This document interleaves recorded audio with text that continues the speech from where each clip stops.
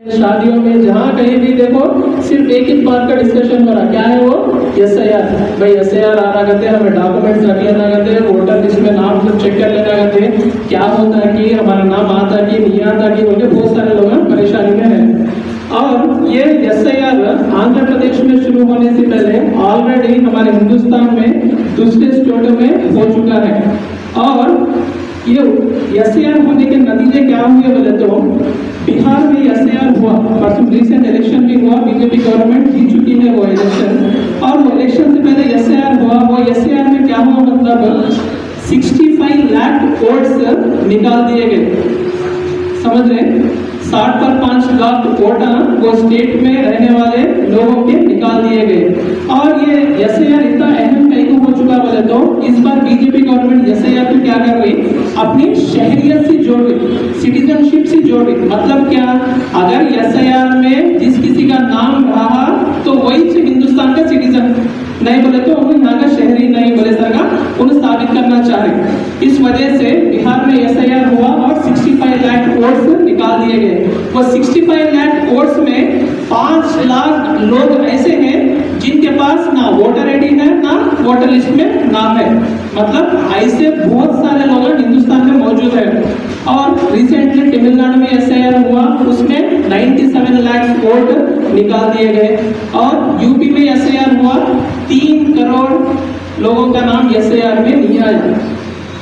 तो हम लोग इसकी ये एसआईआर कितना बड़ा प्रॉब्लम है हम लोग इसको समझ सकते हैं।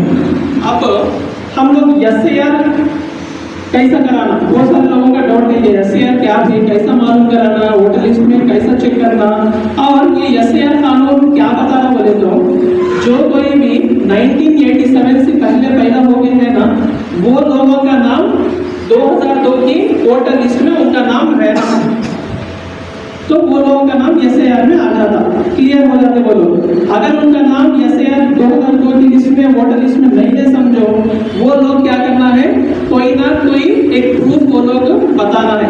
क्या क्या प्रूफ बताना बोले वो लोग, या तो बर्थ सर्टिफिकेट बताओ बोल रहे, या फिर पासपोर्ट बताओ बोल रहे, नहीं बोले तो 10th की मार्कलिस्ट बताओ बोल रहे, नहीं बोले तो गवर्नमेंट की तरफ से या बैंक की तरफ से या पोस्ट ऑफिस की तरफ से, या फिर बहुत सारे लोग एलआईसी कराते हैं, वो एलआईसी की तरफ से 1987 से पहले जो कोई भी डॉक्यूमेंट ये गवर्नमेंट डिपार्टमेंट वाले आपको देखो है तो ये प्रूफ भी आप लोग बता सकते हैं। नहीं बोले तो फैमिली लीगल हायर सर्टिफिकेट रहती है, बहुत सारे लोगों के खास घर रहती है, उनका फैमिली लीगल हायर सर्टिफिकेट रहती है, अगर ये सर्टिफिकेट भी पता है तो भी चलता बोल रहे हैं। नहीं बोले तो बहुत सारे गवर्नमेंट एम्प्लॉइज को पेंशन भी आती गवर्नमेंट की तरफ से, तो पेंशन आ रही तो डॉक्यूमेंट भी तुम्हें एज ए प्रूफ बता सकते। ऐसा ये एसआईआर में 8 से 10 प्रूफ वो लोग मांग रहे हमसे। अगर इन 10 प्रूफों में से हमें एक प्रूफ बता दिया तो हम लोग एसआईआर में क्लियर हो जाते हैं, हमें सेफ जोन में रहते। अब सबसे बड़ा प्रॉब्लम क्या है बोले तो 1987 से जो पहले जो पैदा हो गए हैं बहुत सारे लोगों के पास बर्थ सर्टिफिकेट्स नहीं है। क्यों बोले तो वो टाइम पे बहुत सारे लोग कहाँ पैदा हो रहे थे, वो तो मैक्सिमम घरों में बहुत सारे लोग पैदा होते थे।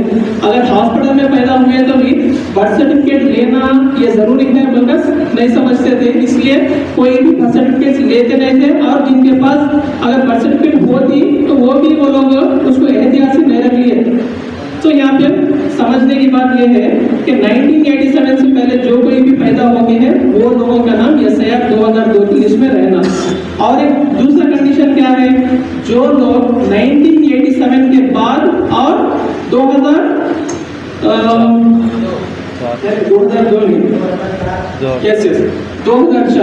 1987 के बाद और 2004 से पहले इस दरमियान जो कोई भी पैदा हो गए हैं वो बच्चा कंपलसरी अपना एक प्रूफ बताना और एक अपने माँ बाप में से दो में से किसी का एक प्रूफ बताना।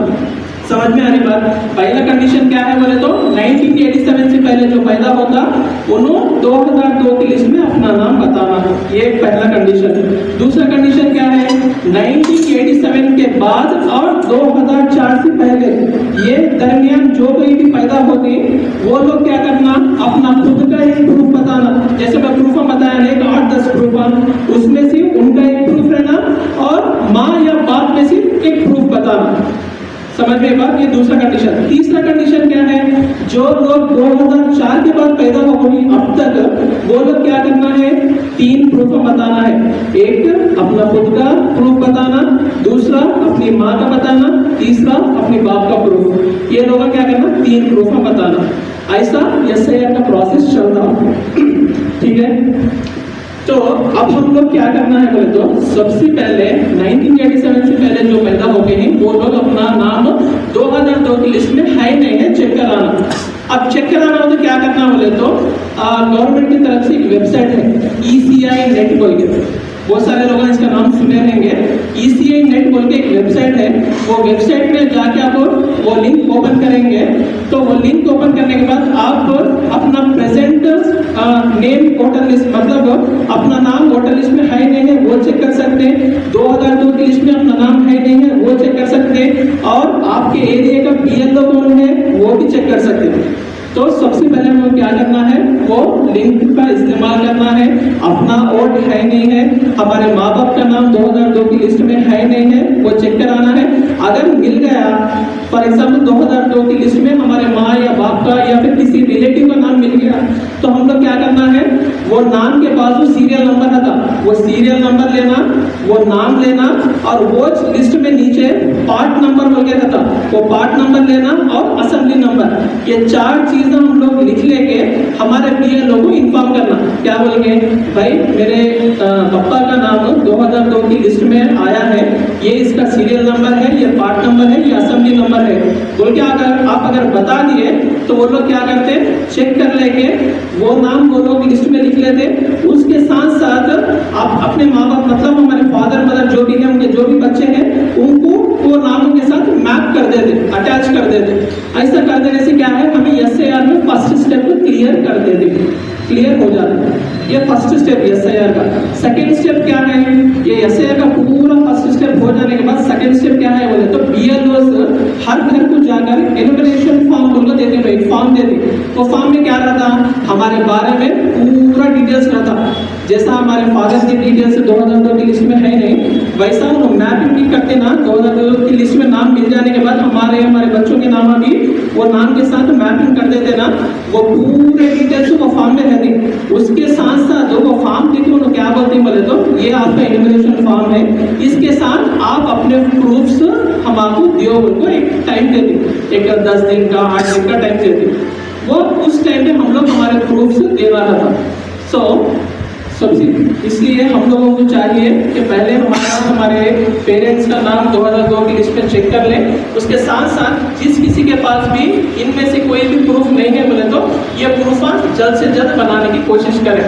और एक सबसे आसान बनने वाली प्रूफ क्या है बोले तो, आप पासपोर्ट बनाना हो तो तुम्हें वेबसाइट में जाना, डेट लेना, उसको अप्लाई करना, फिर वो पासपोर्ट बनवाना, बहुत 1 महीना 1.5 महीने का प्रोसेस है, वो मुश्किल है। सबसे आसान चीज़ क्या है वो तो, परमानेंट रेजिडेंस सर्टिफिकेट। ये परमानेंट रेजिडेंस सर्टिफिकेट क्या है बोले तो, जो कोई भी शख्स एक घर में 1 साल से ज़्यादा रहा बोले तो, हम लोग वो सर्टिफिकेट अप्लाई करके हासिल कर सकते हैं, समझे। और SIR में जो लोग, जिस किसी का भी खास घर है उनको उतना परेशानी नहीं आती, लेकिन जो जिस किसी के भी किराए के घर है ना, वो लोगों को बहुत सारी परेशानी आने वाली है।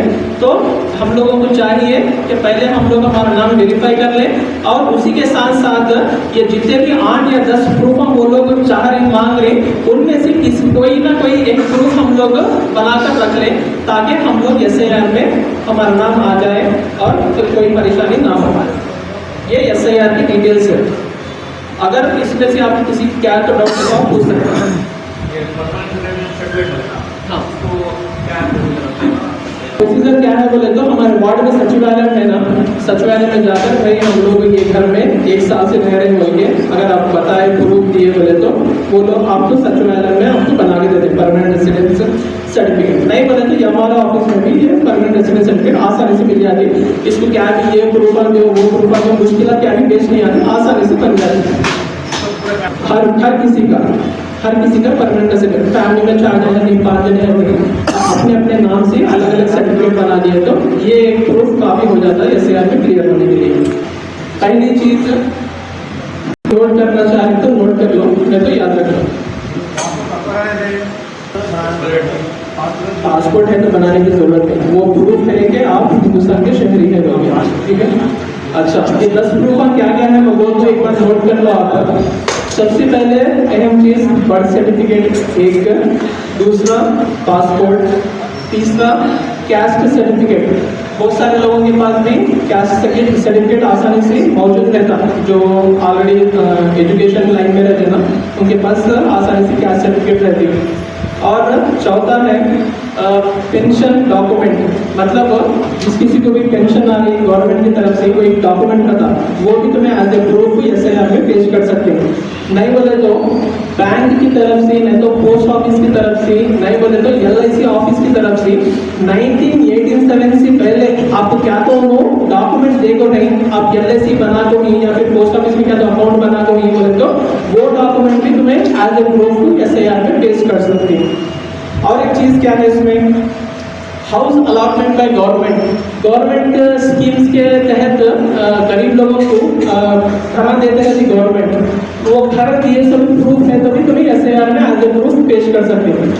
नेक्स्ट है पेरेंट्स रिकॉर्ड, अगर आपके माँ या बाप आपके रिलेटिव्स का किसी का भी नाम 2002 की लिस्ट में है बोले तो वो भी एक प्रूफ के जैसा काम करता है। पेरेंट्स, माँ या बाप या फिर हमारे चाचा माँ कहते ना, मामू, जिस किसी का भी ये नाम 2002 की लिस्ट में है समझो, वो डिटेल्स तुम्हें एज ए प्रूफ पेश कर सकते हैं, BLO को दे सकते हैं। कहीं हमारे फादर का नाम, मदर का नाम जैसे यार 2002 की लिस्ट में है जब होगा, अगर आपको तो जो डिटेल्स वगैरह सीरियल नंबर, पार्ट नंबर और असेंबली नंबर नाम दे दिए गए तो ये एज ए प्रूफ तुम्हारा तुम्हें BLO को दे सकते हैं। नेक्स्ट परमानेंट रेजिडेंस सर्टिफिकेट, इसी तरह मैं बोला ना, अगर 1 साल अगर घर में किसी घर में गुजारे हो तो वो सर्टिफिकेट भी बना ले सकते हैं। Next family legal higher certificate, मतलब जिस किसी के भी खास घर रहते ना, वो घर बुक कराना, बुक बोर्ड में रजिस्ट्रेशन करने के टाइम पे पूरा डिटेल्स रहता फैमिली के, वो एज ए प्रूफ में पेश कर सकते हैं। हाँ, या तो मर गए तो बना दे, नहीं बोले तो कोई घर खरीद रही तो रजिस्ट्रेशन के टाइम पे भी वो मतलब डिटेल्स कर दे, पूरा फैमिली के डिटेल्स कर दे। अच्छा, इसमें फैमिली लीगल हायर सर्टिफिकेट बोल रहे हैं, अगर वो है तो एज ए प्रूफ में पेश कर सकते हैं। नहीं मतलब खास घर है बोले तो वो भी एज ए प्रूफ पेश कर सकते हैं। तब तक खास घर तुम्हारे नाम को होगा, मतलब तुम्हें हिंदुस्तान की शहरी है बोल के खास घर होगा, वो एज ए प्रूफ में पेश कर सकते हैं। सेकेंड वन पासपोर्ट बोला, first birth certificate, second passport, third अगर हमारे पेरेंट्स में अगर कोई भी गुजर चुके हैं, 10 साल हो गया था, 15 साल हो गया था, ऐसे वक्त में क्या करना? अच्छा, तो लिस्ट में से काट डाले बोले तब वो 15 साल हो रहा, लेकिन 2002 में 2002 से अब तक कितने साल हो गए तुम्हारे? तकरीबन 24 साल हो गए, मतलब 2002 की लिस्ट में तुम्हारे मदर या फादर का नाम रहता, कंपल्सरी रहता, ठीक है। आने वाला है क्यों बोले तो हमारे गवर्नमेंट ऑफिस, जो कोई भी ऑफिस में तुम्हें चले जाओ काम कराने के लिए, वहाँ पर ज़्यादातर काम करने वाले नॉन मुस्लिम्स रहते हैं। हमारे नाम के स्पेलिंग्स उनको मालूम नहीं रहते, हमें एक नाम बोले तो उन्हें एक अलग तरीके से स्पेलिंग टाइप करके हमारे वोटर आई डी रखते, वोटर लिस्ट में नाम रखते, आधार कार्ड रखते, कुछ भी रखते, अलग अलग तरीके से वो लोग प्रिंट कर दिया रहते। अब मिस्टेक्स निकले तो क्या करना, यहाँ पर हमें बहुत एहतियात रहना। क्या है इधर मसला, क्या है बोले तो 2002 की लिस्ट में हमारे फादर का नाम रहता, लेकिन आधार कार्ड की अब प्रेजेंट आधार कार्ड में स्पेलिंग अलग रहता, 2002 की लिस्ट में स्पेलिंग अलग रहता। तो BLO क्या बोलता, भाई नाम तुम्हें है बोल रही लेकिन स्पेलिंग मैच नहीं हो रही, तो ये वो बंदा नहीं है बोल के BLO तुम्हारा बोल सकता। तो तुम्हें इसलिए क्या करना, BLO को प्यार से मोहब्बत से समझाने की कोशिश करना, दूसरा कोई रास्ता नहीं है।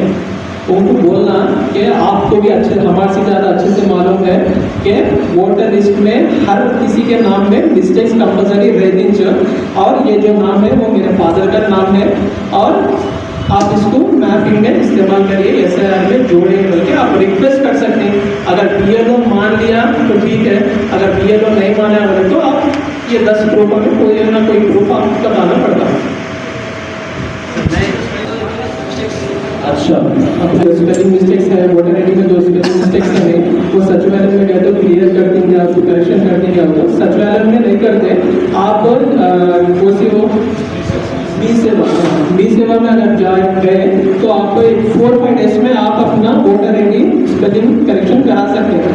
स्पेलिंग करेक्शन कराए तो भी कौन सा करेक्शन होता, अब प्रेजेंट के वोटर आईडी करेक्शन होता, वोटर लिस्ट में ऑलरेडी जो है वो करेक्शन नहीं होता तुम्हारा, समझे, ऑप्शन नहीं है। इसीलिए मैं बोल रहा हूँ कि आप बीएलओ को अच्छे से बात करना है। इन जनरल हमें क्या करते बोले तो ये एक सख्त कानून है, मुसलमान को सताने के लिए लाए हैं। तो बीएलओ जो कोई भी घर करने आता है ये सीधा चेक कर दो, हटा दे नाम, ऐसा कैसा नहीं रहा तो डालना जो ऐसा होगा। अगर आप लड़ेंगे उससे झगड़ेंगे तो आपका नाम वो वोटर लिस्ट से निकाल सकता, SIR से निकाल सकता।